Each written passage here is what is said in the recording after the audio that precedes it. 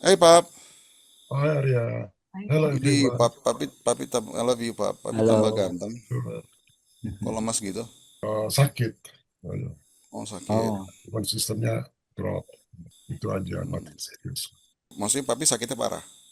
Ya harus istirahat saja, mengisolasikan diri 2-3 hari. Kan tapi bisa hadir, jadi oke lah. Masih efek sianida, Prof.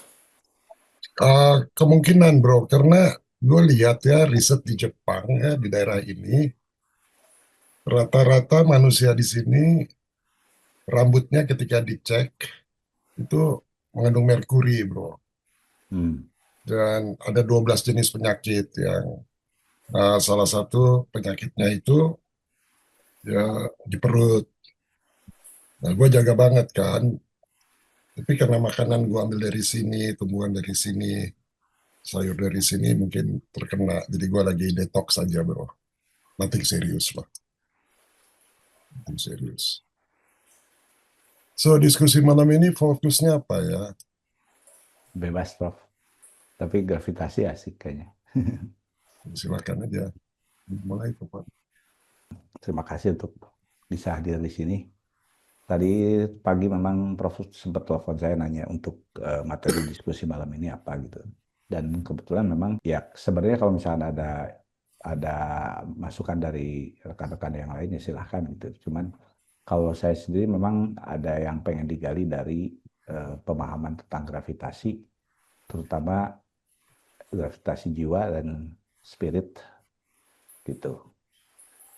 Karena itu eh, yaitu seperti yang tadi sempat diskusi pendek lah. Untuk gravitasi kepribadian itu mungkin eh, lebih ke ide, apa ya ke bagaimana basic human design kita lah gitu ya. Kepribadian asli kita yang terlahir dan yang dipengaruhi oleh berbagai konstelasi energi dari planet dan bintang seperti itu yang mempengaruhi karakter apa ya kepribadian kita. Tapi dengan seiring berjalannya epigenetik yang terus gitu seiring bertambahnya umur, epigenetiknya mempengaruhi membentuk karakter kita. Kadang-kadang karena kita tidak tahu kepribadian asli kita, karena kita belum tahu bagaimana human design kita, sehingga ternyata karakternya melenceng gitu dari kepribadian aslinya.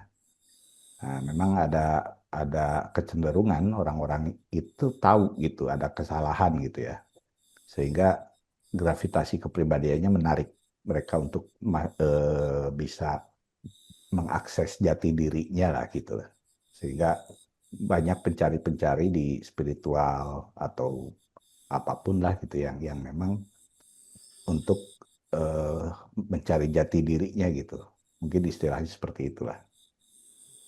Nah, tapi yang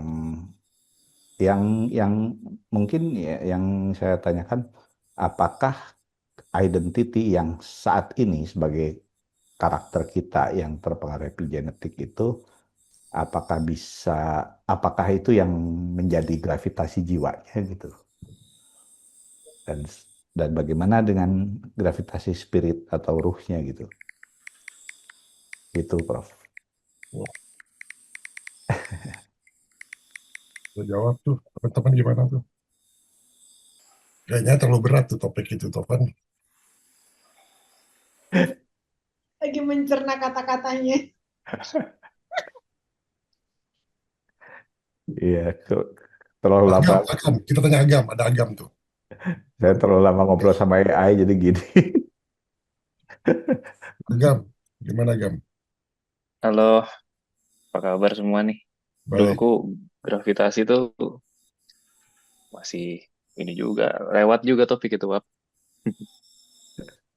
Udah lama nggak ikut. Ada 5 gravitasi ya. Ini kan temuan Prof nih kan. Selama ini kita Hmm. berkiblatnya Newtonian sama Einstein lah gitu ya, gravitasi fisik kosmik gitu kan. Nah ternyata Prof menemukan gitu, kenapa ada law of attraction, law of vibration, ternyata itu gravitasi juga intinya.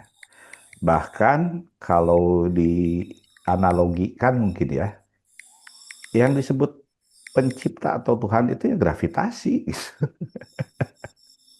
Itu bukan sirkuit gitu ya, Kang Tovan? Iya, Ya, semacam itulah. Jadi masing-masing punya sirkuitnya gitu ya. Iya, iya. Terus Nah, gimana cara measure-nya ya? Bisa measure nggak ya itu? nah itu justru malam ini kayaknya lebih enak kalau langsung ngobrolin dari sumbernya gitu, dari penemunya.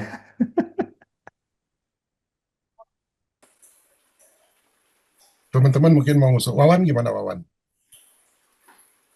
Iya, seperti penjelasan Prof kemarin ya. Jadi gravitasi fisik, gravitasi pikiran, gravitasi roh, gravitasi jiwa, sama gravitasi kepribadian, Prof. Nah, di mana gravitasi fisik ini cenderung ke metabolisme ya. Eh, jadi ada raga di sini yang bekerja.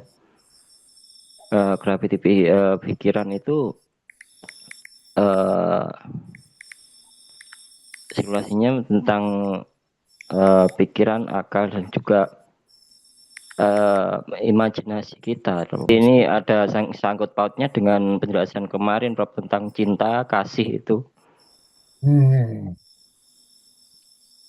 Oh, kaitan jadi cinta itu juga apa tuh? Jadi gravitasi juga tuh. Bisa dikatakan seperti itu Prof untuk pemikiran saya ya. Di mana harus bisa membedakan antara tentang cinta yang ditimbulkan oleh pikiran yang bisa menjadi cinta murni seperti Prof kemarin, bukan pikiran, bukan perasaan, tapi rasa murni atau feel seperti Prof itu. Jadi saya menyebutnya bukan cinta lagi kalau di sana sudah kasih, Prof. Ini Agam ada di situ ya Agam. Jangan lari ya Agam ya.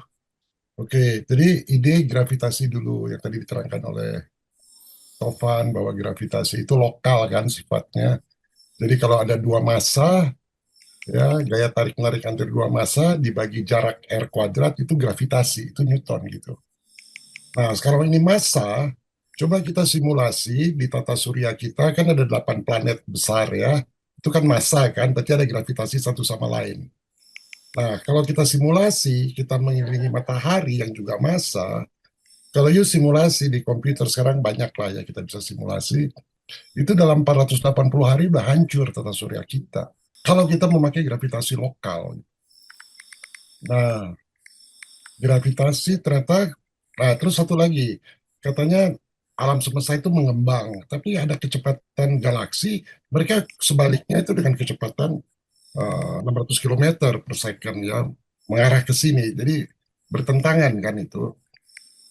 Nah, jadi sebenarnya ada gravitasi lain, gravitasi lokal mungkin untuk benda-benda besar lah.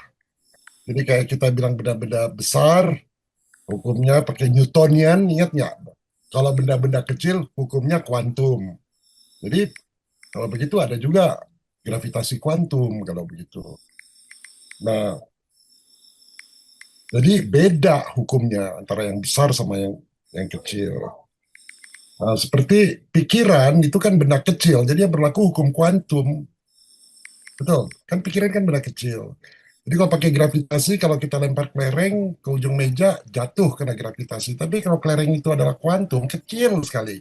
Pikiran, kita lempar ke ujung meja, gravitasi lokal nggak berlaku. Dia akan menembus dinding. Nah itu sebabnya ada gravitasi. Nah saya buktikan dari yang fisiknya dulu. Jadi saya bikin satu paper ilmiah, ya, terus saya kasih ke Mari untuk diberikan ke Roger Penrose. Karena dia mengatakan bahwa ketika Big Bang terjadi, itu sudah ada universe, sudah ada alam semesta. Nah, jadi tidak benar ya Big Bang itu pong, enggak, itu hanya salah satu alam semesta.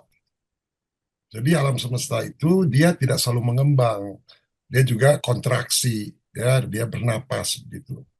Nah, yang menyebabkan ada kontraksi itu adalah gravitasi absolut itu, ada gravitasi absolut. Nah, kalau di level makro ya fisik ya namanya gravitasi kosmik. Tapi kalau di pikiran ada sirkuitnya tuh Gam. Ya. Di pikiran ada juga gravitasinya. Semua diikat oleh gravitasi. Gitu. Nah, itu harus dibuktikan secara matematik, dan paper saya itu membuktikan secara matematis gitu. Dan kalau itu benar, harus kita uji, maka itu akan menyatukan teori yang selama ini, teori of everything yang selama ini belum pernah ketemu. Karena di dunia fisika itu ada 4 teori ya. Pertama itu teori nuklir kuat, nuklir lemah, sama elektromagnetik. Ini udah bisa digabung nih, ya, kuantum. Tapi tidak bisa digabung dengan gravitasi. Jadi siapa yang bisa menemukan ini disebut menemukan teori of everything, gitu. Itu udah 125 tahun tuh dicari teori itu.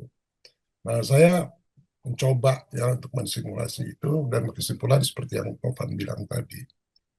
Tapi kita untuk membuktikannya gini ya, kita bicara ada energi, energi ini hanya potential, ya potential. Dia ini statis. Kemudian ada gravitasi yang sangat dinamis. Nah, ketika di antara mereka tidak ada kontak, maka ini tetap statis, ini tetap dinamis. Tetapi ketika mulai mereka mendekat, maka terjadi tegangan di antara dua itu. Terjadi ketegangan. Nah, di energi potensial ini, semua yang mau diaktualkan sudah ada di dalam potensial ini. Nah, ketika dia terkena gravitasi absolut tadi, maka energi yang tadinya potensial menjadi aktif. Belum aktual, baru aktif. Jadi ada tegangan di situ. Itu sebabnya kemarin dalam diskusi kita mengenai dualitas yang ditanya oleh AR, bahwa tegangan itu menyebabkan ada dinamika, adanya kehidupan. Ya, nah, adanya tegangan energi potensial P ya, singkatnya EP, P sama gravitasi itu, dia hanya potensial saja. Tapi ketika ada tegangan mulai mendekat, maka terjadi aktif, si energi mulai aktif. Belum termanifestasi, belum aktual. Ketika tegangannya lebih tinggi, energi yang aktif tadi mulai respons terhadap gravitasi itu. Mulai respons. Ketika lebih tinggi lagi tegangannya, dia mulai menjadi aktual. Jadi sesuatu yang potensial menjadi aktual. Jadi sama juga dengan berbagai hal ya dalam kehidupan kita. Ketika sudah menjadi aktual, kita sebagai dalam diri yang aktual itu masih ada potensi juga. Misalnya tadi yang disampaikan epigenetik, katakanlah ini ada energi potensial di seorang manusia, lalu ada gravitasi di sini, kemudian karena epigenetik lingkungan, dia mulai aktif. Sudah itu dia respons, lalu aktual jadi kanker. Jadi kanker itu munculnya nggak tiba-tiba. Ya, dia mulai dari potensial untuk menjadi kanker, lalu dia menjadi aktif karena ada gravitasi yang menyebabkan itu, dan gravitasi itu bisa disebabkan karena gravitasi fisik, karena makanannya, gravitasi pikiran, ya, kekhawatiran terus gitu ya. Nah, kemudian dia respons terhadap itu, hidup penuh kecemasan dan sebagainya, terjadi aktual. Nah, ketika dokter mau coba mengoperasi, berarti yang aktual ini mau ditransmutasi, tapi celakanya 97% kemo itu menyebabkan orang mati. Nah, jadi kalau kita tahu prinsip ini, sebenarnya orang-orang kanker, kita bisa merubah energi yang aktual dari kanker, kembalikan lagi ke potensial.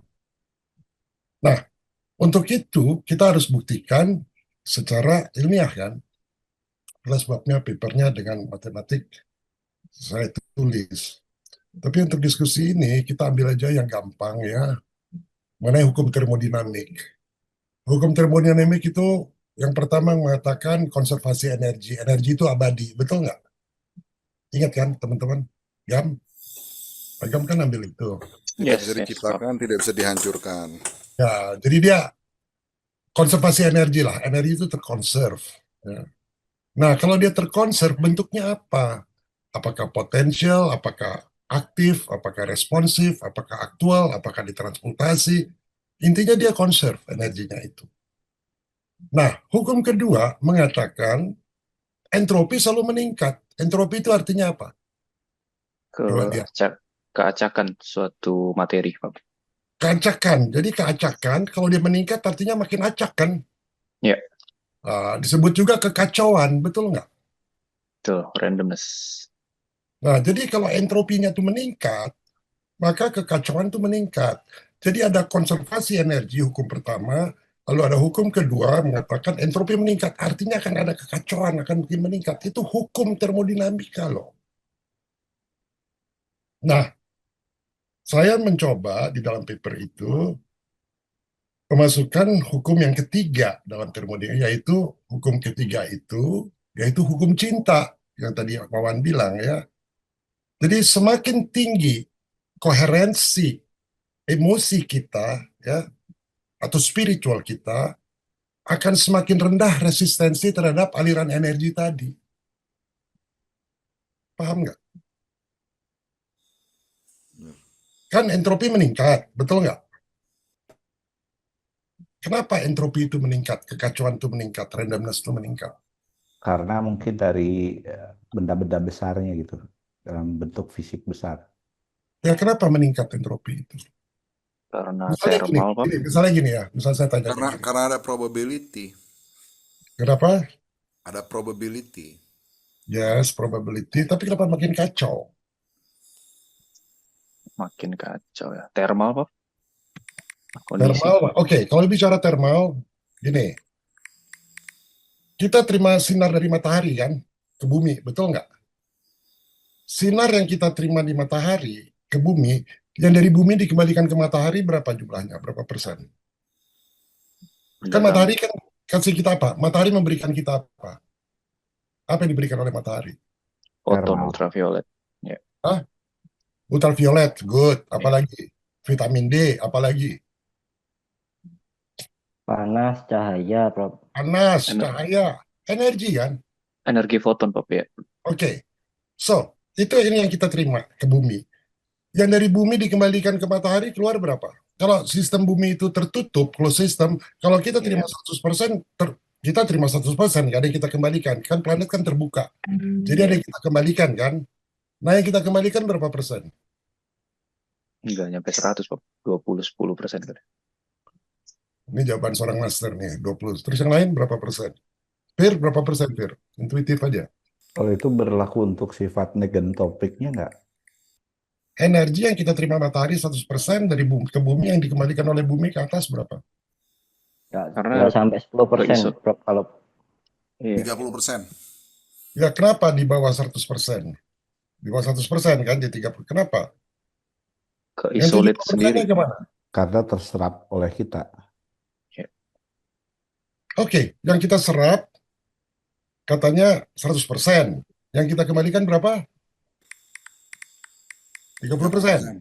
30 lah. Kalau kita kembalikan 30%, bumi makin panas nggak? Hmm. Coba pikirin. Yang kita kembalikan berapa? Kita kembalikan Enggak. dalam bentuk panas, Pak. Enggak. Kalau panas nggak bisa, Pak. Kan udah dipakai semua buat ini. Diubah, transmute energi. Ya, oke, bagus. Mulai berpikir. Jadi berapa persen? Kan kita manfaatkan jadi energi surya, jadi macam-macam lah. Jadi kita hidup. Kalau nggak ada matahari, kita hidup nggak, bro? Nggak hidup kan? Nggak hidup. Jadi kehidupan itu karena matahari, makanya disebut dewa. Berapa persen yang kita kembaliin? 30 lah. 30. Sepakat? 30%. Kalau 30%, bro, dunia makin panas, bro.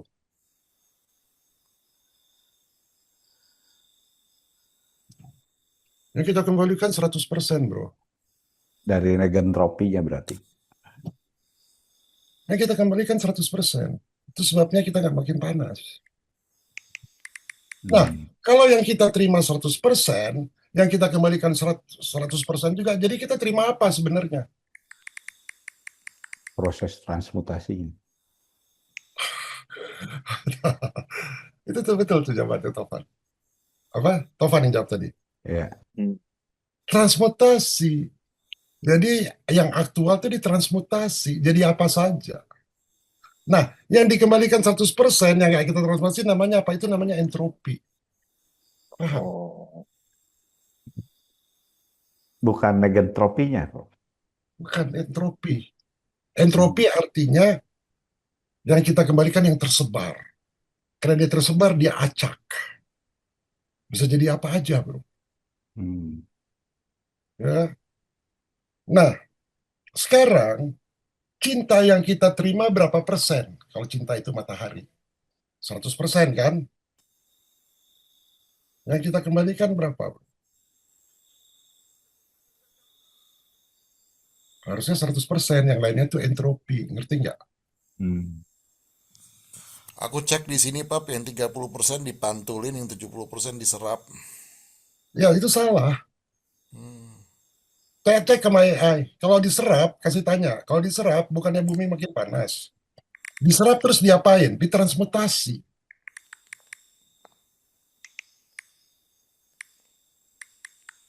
Ya.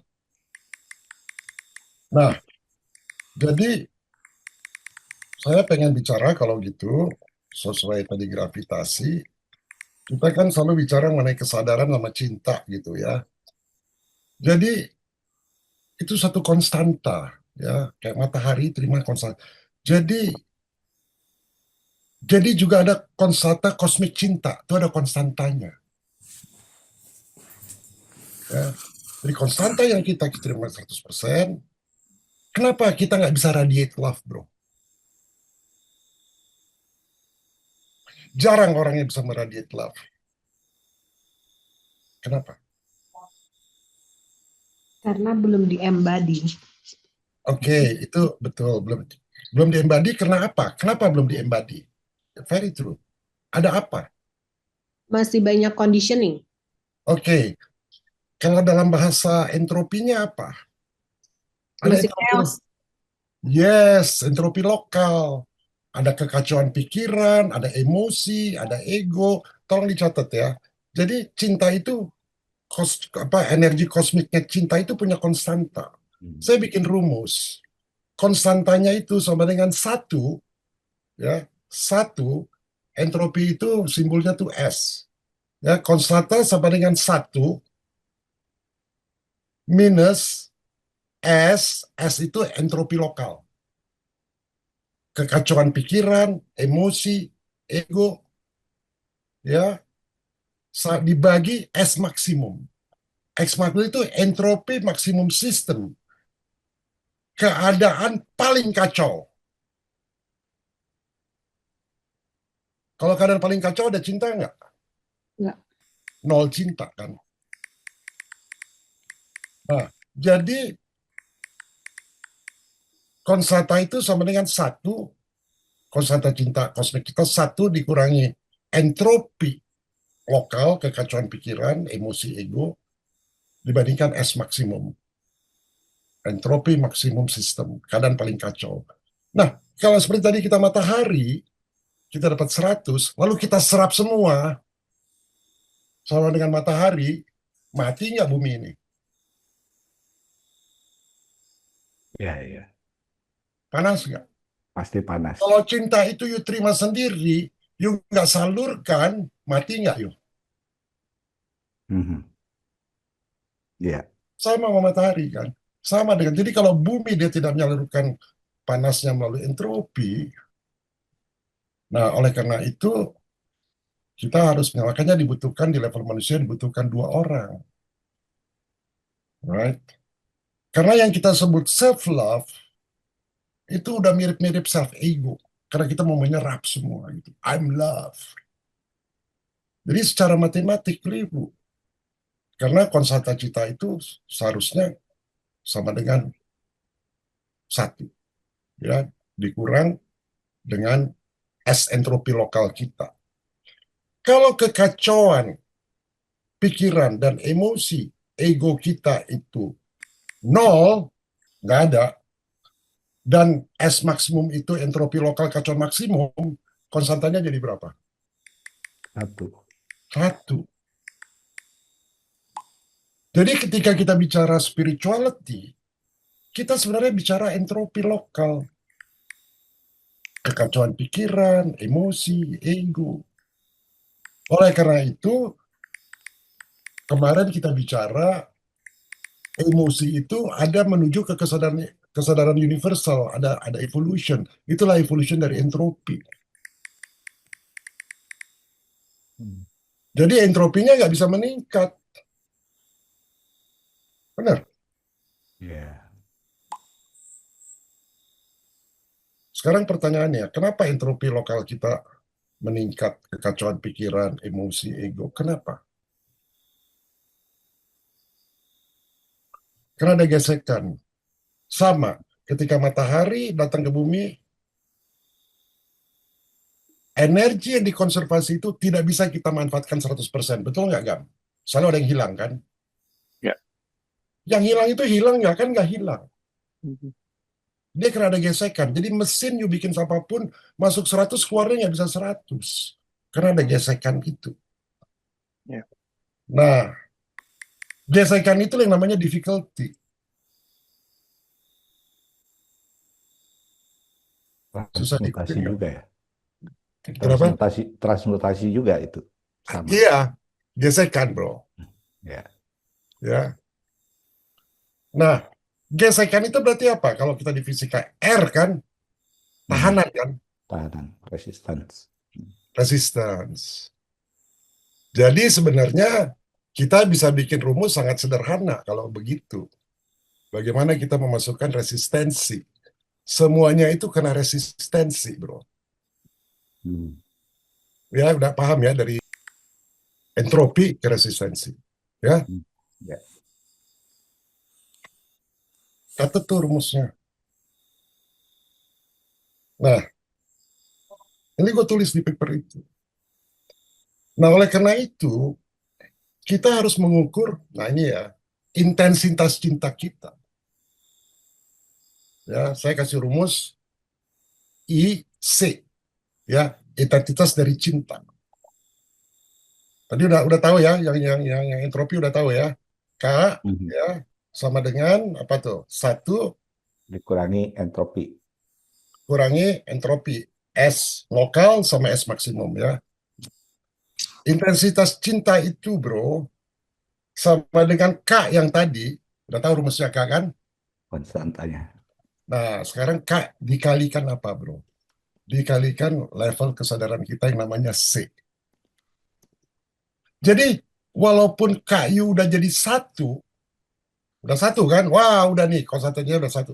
Tapi kapasitas kesadaran C itu kapasitas kesadaran kita rendah, intensitas kita rendah, bro. Jadi untuk menentukan intensitas ada 2 tuh. Satu soal entropi tadi, ya, yang K tadi ya, penting. Sama satu tuh kapasitas kesadaran kita. Oleh karena itu kesadaran jadi penting. Susah nggak tuh matematisnya? Karena belum selesai tuh. Enggak sih. Tulis ya Kesadaran rumusnya. IC, intensitas cinta kita, sama dengan tadi kapasitas cinta kosmik, ya. K itu kapasitas kosmik, udah tahu tadi rumusnya tadi, dikalikan kapasitas kesadaran kita. Nah, itu semua tergantung dari apa? Dibagi dengan tahanan kuadrat, bro. R kuadrat. Jadi jangan pusing ya dengan itu ya. Misalnya saya kasih contoh deh. Sekarang intensitas cinta kita, itu intensitas cinta itu bisa diukur, ada satuannya.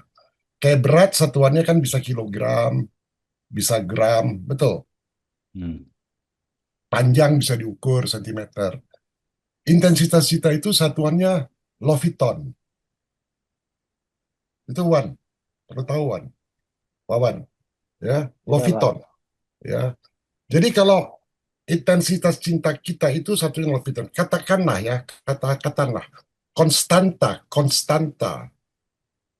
cinta kita tadi 0,7 katakanlah. Kan harusnya 1 kan, Bang, Tovan, ingat nggak? Ya. Katakanlah 0,7. Lalu kesadaran kita itu kapasitas kita 8. 0,7 kali 8 tuh berapa tuh? 5,6 kan? 5,6. Lalu RU, R kuadrat katakanlah 4. 5,6 dibagi 16 kan, 4 kuadrat. Itu jatuhnya 0,35 loviton. Nah sekarang R-nya you turunin 1 jadi 3. 3 kuadrat. Kalau you kapasitas kosmik, kaca cinta lu, kapasitas kosmik itu segitu, tetap ya 0,7. Kapasitas juga tetap 0,8. Wah, gue harus naikin kapasitas kesadaran gue. Nggak bisa lu naikin kapasitas kesadarannya. Kenapa? Karena kesadaran tiap orang berbeda. Jadi kalau dia cuma 1 liter, ya 1 liter. Ada orang yang 2 liter, ada yang 3 liter. Jadi gimana? Udah jadi satuan kan, udah kapasitas, it's given. Kapasitas itu is given. Jadi hanya bisa bermain di R-nya, di tahanannya, bro. Di emosinya. Jadi kalau tadi R-nya 4, ya 4 pangkat 2, 16, kalau sekarang jadi 3, you turunin 1 aja jadi 9, itu dia udah naik 77%. You punya intensitas cinta. Jadi kita jangan selalu terjebak dengan kesadaran. Kalau gue ingat Tovan, semuanya tergantung kesadaran, betul Tovan? Ya, Ya bro, iya tergantung. Tapi kapasitas petani di sini, kapasitas penambang di sini beda sama kapasitas uh, hmm. uh, orang-orang lain. Kapasitas itu is given. Yang sudah 1 liter nggak bisa dibikin 2 liter. Berarti mengevolusikan kesadaran mereka itu berarti mengurangi tahanannya ya. Kurangi tahanannya bro. That's the key. Kenapa bro? Ini kan juga dapat pencerahan selama gue di sini. Gue melihat ya, mereka kan rata-rata lulusan SD, betul. Hmm. Kalau kehidupan mereka sulit sekali dibandingin kita. Stres mereka barangkali cuma satu, ya harus nyata. R mereka, kalau kita lihat tahan itu harusnya banyak banget, bener nggak bro? R mereka tuh rendah bro. R mereka Oh, tuh rendah. Jadi intensitas cinta mereka lebih tinggi dari rata-rata orang di kota. Shocking nggak tuh? Saya ambil contoh ya. Mereka terikat sama budaya di mana mengekspresikan love itu, apalagi di sini kebanyakan orang Bugis, itu gengsi. Betul? Gengsi. Nah, tapi mereka di sini suka minum minuman yang namanya cap tikus. Jadi satu waktu mereka ngajak saya, kita minum Pak tikus. Oke, saya ikutlah basa-basi minum. Nah ini kita ngobrol dan di sana ada adik kakak, ya beberapa adik kakak, dan ada satu perempuan datang dari jauh datang sini. Dan ketika minum itu, dia ada di alter state. Di alter state. Kalau udah ada di alter state, airnya nurun nggak? turun. Turun. Dia bisa ngomong begini loh. Jadi jujur. Dia bilang ngomong gini, Pak Richard, ini kakak saya cinta sekali sama dia. Dan ini suaminya walaupun bukan darah saya, tapi saya cinta sama dia. Itu kakaknya waktu denger gitu, nangis bro. Ini orang kelulusan PTSD. Lalu gue tanya sama kakaknya, pernah nggak kamu denger adik kamu ngomong gini, saudara kamu ngomong gini? Nggak pernah. Suami kamu ngomong gini? Nggak pernah. Gue tanya sama yang ngomong, pernah nggak kamu ngomong gini? Nggak pernah Pak. Tapi saya rasa plong banget. Nah, itu peristiwa hari itu ya, gue citra dulu ya. Lalu besoknya nih, besoknya. Gue tinggal di rumah dia, ada anak ya, umur 17 tahun, 18 tahun. Dia tiba-tiba dia bilang, saya mau lari dari rumah ini, saya mau pergi ke sana. Kenapa? Karena bapak saya tidak mau bayar, saya punya SPP. Udah berapa banyak SPP kamu? Udah berapa bulan? Udah 7 bulan. Sedangkan saya harus ulangan nanti tanggal 27 November. Jadi kamu pergi ke sana mau ngapain? Saya mau kerja. Oh gitu. Terus saya tanya, Bapak kamu lihat nggak Bapak kamu kerja keras setengah mati? Dan kamu anak laki-laki pertama, kira-kira dia mengharapkan kamu lebih sukses nggak dari dia? Iya. Kamu malas nggak? Iya, malas. Saya selama di sini nggak pernah lihat kamu sekolah, saya bilang. Jadi bapakmu juga berpikir, buat apa saya bayar SPP kalau kamu nggak sekolah? Yang salah kamu atau dia? Ini mereka belum mengerti kata cinta nih, bro. Jadi sekarang bapak kamu tuh lagi gali-gali tanah, mau cari emas. Yang banyak dengan uh, racun, dengan merkuri. Lebih bagus kamu pergi dari sini, kira-kira bapak kamu lebih sedih nggak? Atau kamu datang ke dia, kamu bilang begini, Pak, aku minta maaf. Aku keliru. Aku cinta sama bapak. Aku berjanji akan sekolah lagi. Efeknya mana lebih bagus? Dia jawab gini, lucu jawabannya. Iya, tapi aku nggak bisa gitu, nggak biasa. Apa itu? Resistensi bukan? Resistensi. Resistensi kan? Resistensi. Terus dia bilang gini, aku nggak sekolah juga nggak apa-apa. Karena begini, kita bisa dinaikin kelas kok. Jadi kalau mau nggak sekolah nanti terakhir totalnya bisa dinaikin kelas. Di kampung begitu. Dia bilang kamu pilih dinaikin kelas, tapi kamu bodoh, atau kamu nggak punya ijazah tapi kamu pinter. Mikir. Jadi harus diajak berpikir tuh. Jadi resistensi itu harus diterobos, bro. Ya, baik secara intelektual maupun secara spiritual. Ya, dia mikir lagi. Terus kalau kamu lulus misalnya, tujuan kamu apa? Cari ijazah untuk cari kerja.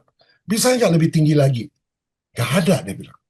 Gimana kalau kamu lulus, cita-cita kamu untuk memberikan pekerjaan ke orang? Kok bisa gitu ya? Iya bisa gitu. Dia hujan-hujan tuh, dia ambil payung, dia jalan tuh ke bapaknya. 5 menit kemudian dia datang, senyum. Dia bilang kayak luar biasa, dia bilang. Panggil gua kakek kan, luar biasa. Saya bilang, Pak, saya mau minta maaf. Sudah salah menilai Bapak. Aku malas, aku mau sekolah, dan so on. Terus dia jawab apa? Gua bilang, Bapak bilang, jangan ke sini, ini ada racun. Kamu minggir ke situ. Kata. Saya bilang, lihat nggak Bapak kamu kerja untuk racun tuh. Buat kamu, hidupin kamu. Nah, resistensinya hilang. Ketika resistensinya hilang, kapasitas dia yang hanya kelas berapa? Dia kelas 3 SMA, 2 SMA, 3 SMA. Kan sama kan? Tapi karena resistensinya hilang, intensitas cintanya kepada bapaknya naik. Hmm. Ini buat gua penting banget. Ya, karena intensitas cinta kita, kita tahu teori macam-macam, tapi resistensi di dalam diri kita banyak. Karena epigenetik, masalah gengsi, harga diri, budaya, agama. Yang bisa kita lakukan, kapasitas nggak bisa dirubah, tapi K tadi, ya, entrofi tadi bisa kita kurangi. Itu aja, sama R-nya. Tapi paling gampang ngurangin R sebenarnya. Berapa loviton. Nah, untuk ngurangin R, susah atau enggak?